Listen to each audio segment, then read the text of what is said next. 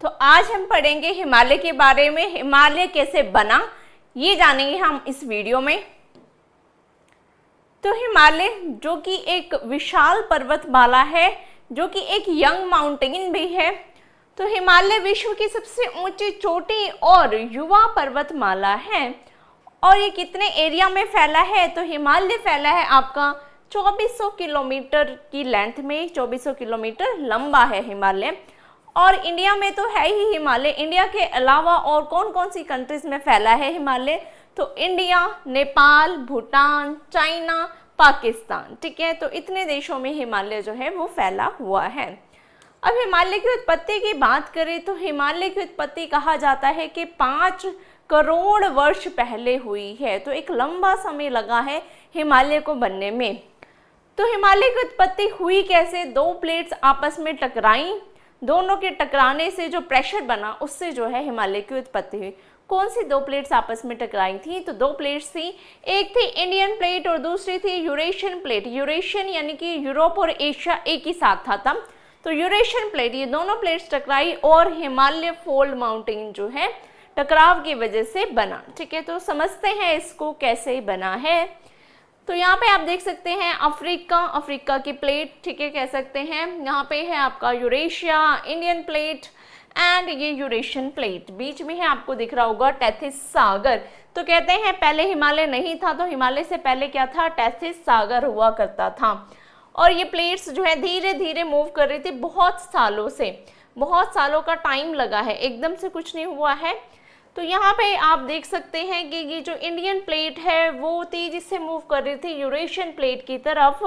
15 से 20 centimetre per year move कर रही थी।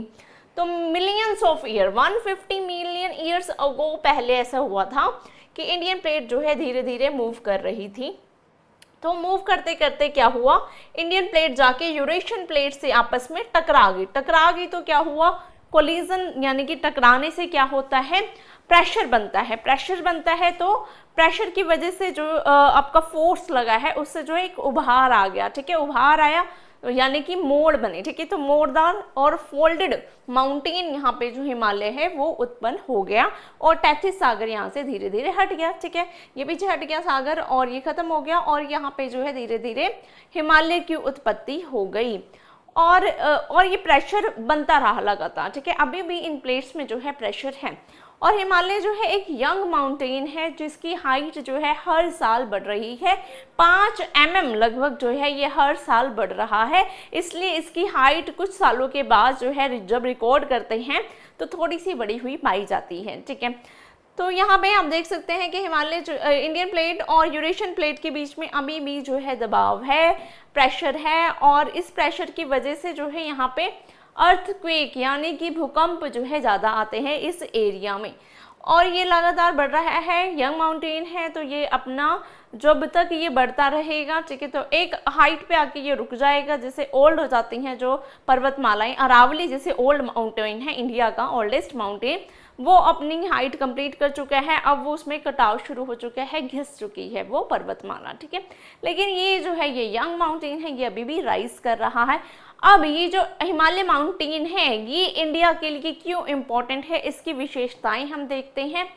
तो हिमालय की विशेषताओं में सबसे पहले इसकी जो ऊंची पर्वतमालाएं हैं इसके लिए ये जाना जाता है। सबसे ऊंची चोटी वर्ल्ड की इसी पे पाई जाती है और ये आपसे पूछा भी जाता है, ठीक है। कौन सी है वर्ल्ड की हाईएस्ट पीक?